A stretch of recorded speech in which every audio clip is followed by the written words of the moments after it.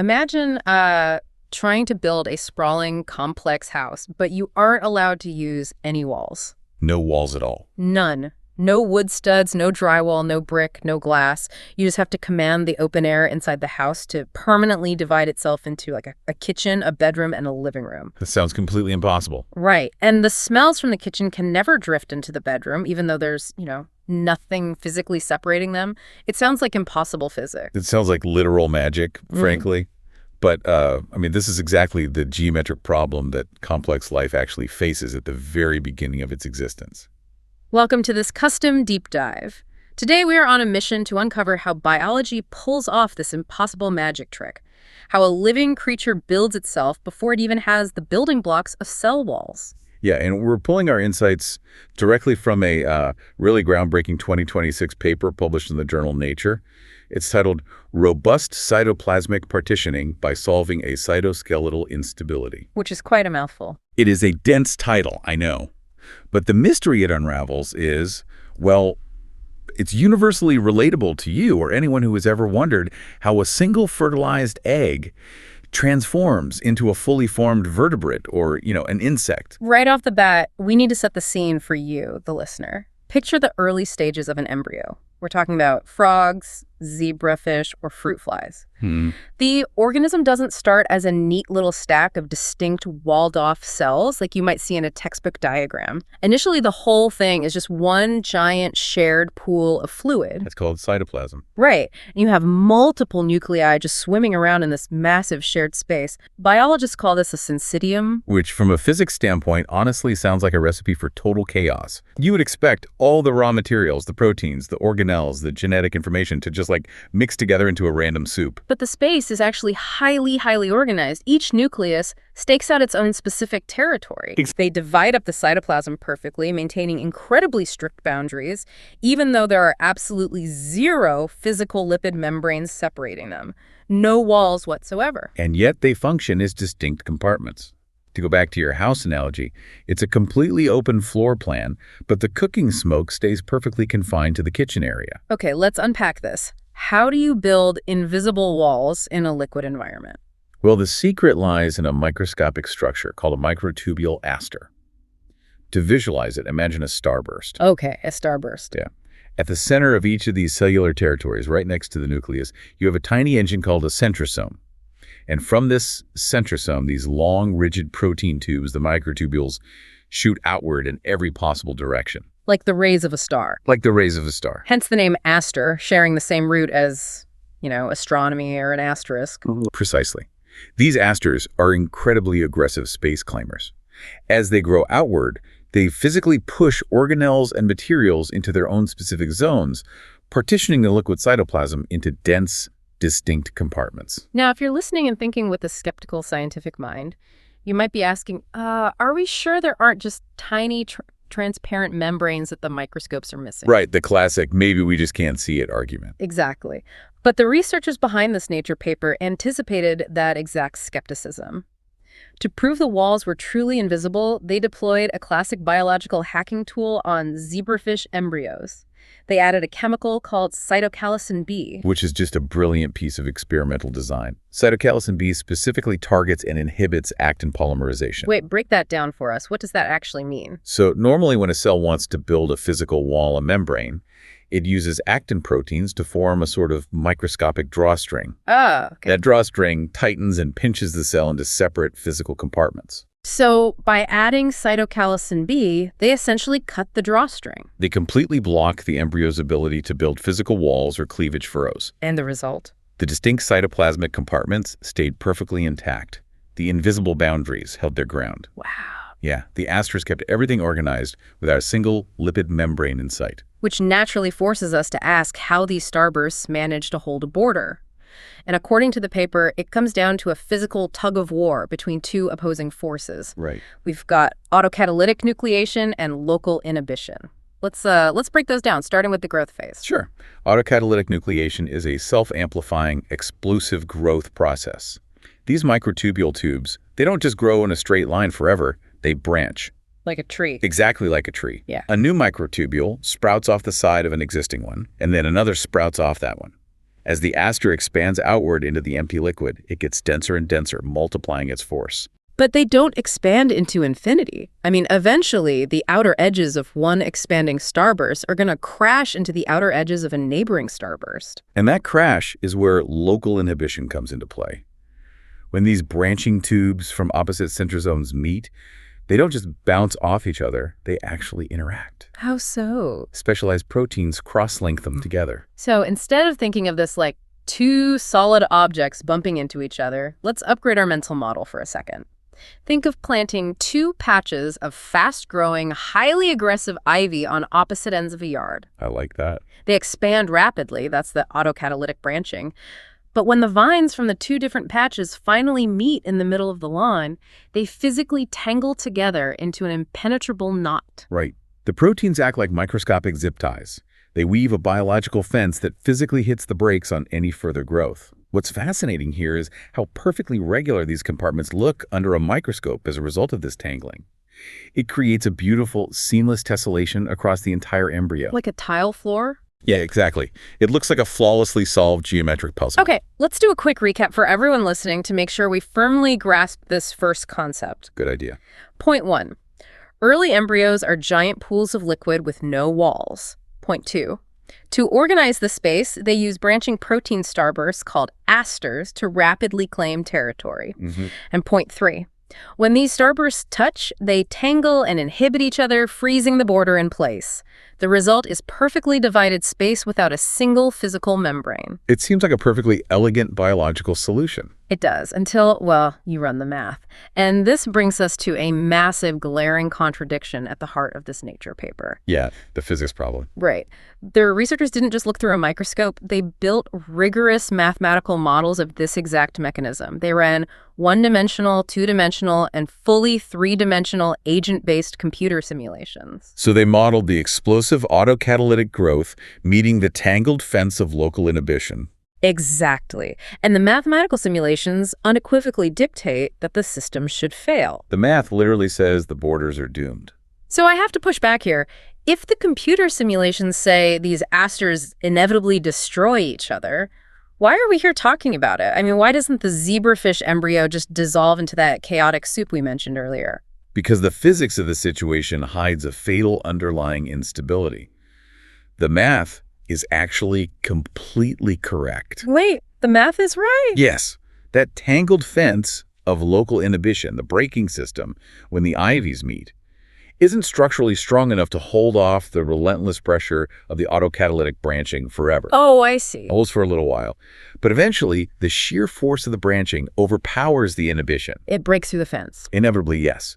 Because of natural biological noise, one aster will always become slightly denser or slightly larger than its neighbor. It's never perfectly equal. Never. And once it has that tiny mathematical advantage, it essentially invades the weaker aster. It absorbs the neighbor's mass. The boundary completely collapses. The separate compartments fuse together, and what was once a fine, regular grid of invisible walls starts coarsening into massive, chaotic territories. Wait, if this happens, does the embryo die? Did the researchers actually see this destruction happen in a petri dish, or is this purely a theoretical math problem? Oh, they absolutely saw it happen. Yeah. But to prove the math was right, they had to hack the biology to remove a crucial safety feature. Okay, what did they do? They used extracts from Xenopus laevis, which is a species of African clawed frog. They basically crushed the frog eggs to extract that raw, undiluted cytoplasm we talked about. So just the liquid? Right. Normally, this fluid will cycle through cellular divisions just like a healthy embryo, and the invisible borders look perfectly fine. But the researchers introduced specific biochemical drugs, namely cyclohexamide or morpholinos. Let's slow down and explain the mechanism there. What are those drugs actually doing to the frog fluid? They are molecular saboteurs, basically. Cyclohexamide and morpholinos specifically block the cell from translating a type of protein called a cyclin. Cyclin. Okay. Cyclins are the gears that drive the biological cell cycle forward. So by blocking them, the researchers essentially hit pause on the cell's internal clock. Oh, wow. The cell thinks it's permanently stuck in the resting phase, giving the asters all the time in the world to just keep growing, tangling, and interacting. They took the timer away. They gave the physics unlimited time to play out. Exactly. And the moment that biological timer was removed, the underlying physics took over with ruthless efficiency. What happened? Within about 40 minutes, those seemingly stable microscopic compartments begin invading each other. One aster would cannibalize its neighbor. That sounds brutal. It is. They fused and fused again until, instead of hundreds of neat microscopic rooms, you had massive chaotic blobs that were millimeters wide. The nuclei were being violently dragged around the liquid. It was total structural collapse. So the math wasn't wrong. The mechanism of using branching asters to build walls is fundamentally intrinsically unstable. It's a ticking time bomb built into the very foundation of how these organisms develop. A physical time bomb that goes off in roughly 40 minutes. Here's where it gets really interesting. Yeah. Because life obviously survives this. Frogs are hopping around, zebrafish are swimming. So how does biology manage to outsmart physics? It does it by recognizing the time bomb and deciding to race the clock. Racing the clock. Yeah, this is the first of two totally divergent evolutionary solutions the paper uncovers. We have to consider the specific geometric challenge that early zebrafish and frog embryos face. They lay eggs, and those single-cell eggs are monstrously large at a microscopic scale. Right. They're huge single cells. Exactly. They have a massive volume of open cytoplasm that needs to be organized instantly before the embryo can begin the complex work of differentiating into specific tissues like a heart or a brain. They don't have the luxury of taking their time. They need a rapid, aggressive land grab to map out that giant space. Which is why they choose to use those highly aggressive, extremely unstable asters. The massive autocatalytic nucleation rate, that explosive branching, allows the asters to shoot outward and reach the distant edges of that giant embryo at lightning speed. I follow the logic, but we just established that if they do that, 40 minutes later, they cannibalize each other and destroy the embryo. How do they survive the instability they just intentionally created? By never letting 40 minutes pass. Oh. The biological cell cycle, the rhythm of the cell dividing and copying its DNA, acts as a hard reset. Remember how it takes about 40 minutes for the physical aster invasion to really get going and tear down the borders? Yes, the 40-minute ticking clock. Well, the natural cell cycle in these early frog and zebrafish embryos happens to run on a timer of roughly 30 to 40 minutes. Wait, really? Yes. Right before the physical instability can tear the tangled borders apart, the biological cell cycle triggers division. And what does that biological trigger actually do to the physical asters? It literally melts them. Melt. The chemical wave of cell division forces the microtubule tubes to rapidly disassemble back into their individual raw protein building blocks. Oh, I see. The cell needs those materials to build the mitotic spindle, which is the machine that separates the DNA. So it wipes the board clean, the invisible walls are dissolved, the DNA is copied, and then the whole explosive process starts over again for the next round. It's a high-stakes biological game of hot potato. Let's summarize this for the listener. The frog embryo uses this explosive, totally unstable physics trick to map out its giant space in record time. But it hits the biological reset button, melting the asters down, just seconds before the physical invasion would have destroyed the borders. It rides the absolute razor's edge of disaster to achieve maximum evolutionary speed. But that implies the timer has to be flawless. It does. If the cell's internal clock runs too fast, the asters won't have time to reach the edges of the giant embryo, and the organization fails. And if it's too slow? If the clock ticks even a few minutes too slow, which the researchers proved in the lab by carefully tweaking the drug levels to delay the cycle, the physical invasions begin, and the embryo becomes hopelessly deformed. If we connect this to the bigger picture, it reveals a profound, almost poetic synergy between physical decay and biological clocks. It really does. We usually think of biology and physics as completely separate scientific domains. But here, evolutionary survival requires an organism to perfectly synchronize its internal biological timer with the natural physical decay rate of its own protein structures. It's a beautiful intersection. That is genuinely incredible. But as a listener, it immediately makes me wonder, what if an organism doesn't want to live on a razor's edge? Right. It's risky. Racing a 30-minute biological timer seems like an evolutionary nightmare where one slight delay means death. If the math allows for a different route, is there another way to solve the puzzle? Who actually uses a safer strategy? There is a much safer way. Yeah. And the researchers pinpointed it by looking back at the underlying mathematics. They developed what they termed a stability criterion. Okay. They realized that whether the asters invade each other or remain perfectly stable isn't just up to fate. It depends on a very delicate mathematical tug-of-war between two specific variables. Okay, let's look at the formula. What are the two variables on the scale? On one side of the scale, you have the autocatalytic nucleation rate. We know this one well now. It's how fast the branches are multiplying and exploding outward to claim space. Right, the growth. On the other side of the scale, you have microtubule turnover. Microtubule turnover. Explain that mechanism for us. Turnover is simply the natural rate at which the microtubule structures break down or disassemble at their ends. Think of it as the decay rate. Got it. So the stability criterion is a battle of growth versus decay. If the explosive branching growth outpaces the natural turnover decay, the system is fundamentally unstable. That's our frog and our zebrafish. But the formula implies a reverse scenario. Precisely. If you flip the scale, if the turnover decay outpaces the self-amplifying growth, the math dictates that the asters become permanently stable. Permanently. They will tangle at the borders and just sit there. They will never invade each other, no matter how much time passes. So who uses this safer, balanced strategy? The fruit fly, Drosophila melanogaster, the classic hero of biological laboratories everywhere. Of course it's the fruit fly. The fruit fly embryo has evolved to use this exact mathematical alternative. Their asters have a heavily suppressed autocatalytic nucleation rate. They simply aren't explosive. But hold on, there has to be a structural trade-off. If they aren't explosive, they can't cross the giant open space of the embryo instantly. That is the exact trade-off they make. In the fruit fly, the asters are simply too small and too slow to reach the embryo boundaries during that first cellular division. Oh, they don't do it all at once. No, they don't fill the whole egg at once. Right. Instead, they take their time. Over the course of up to 13 distinct cell divisions, these small, highly stable asters slowly multiply, gradually and safely, filling the cytoplasmic space without ever risking a border collapse. Oh, it's the tortoise and the hare. Let's put this into a quick mental recap for you listening. Yes. The zebrafish is the hair-fast, explosive, covering the whole space instantly. But it needs a literal ticking clock to stop it from crashing into a wall. The fruit fly is the tortoise slow, stable, taking its sweet time over several rounds of division, but it never risks a catastrophic structural collapse. It is Aesop's fable playing out at a microscopic cellular level. And what elevates this paper from observation to brilliant science is that the researchers didn't just observe the tortoise and the hare, they proved the math by reverse engineering the systems in the lab. How do you even begin to test that in a lab? I mean, you can't just teach a frog to be a fruit fly. You can't teach them, no, but you can biochemically hack them. They went back to that unstable frog fluid, the extract, where the asters cannibalize each other in 40 minutes. Okay, the unstable soup. They decide to remove the natural sperm centrosomes, which act as the natural seeds for the frog's explosive asters. In their place, they dropped in artificial seeds called arca beads. Arca beads. What makes them different from the natural frog seeds? They are microscopic beads coated in aurora kinase A.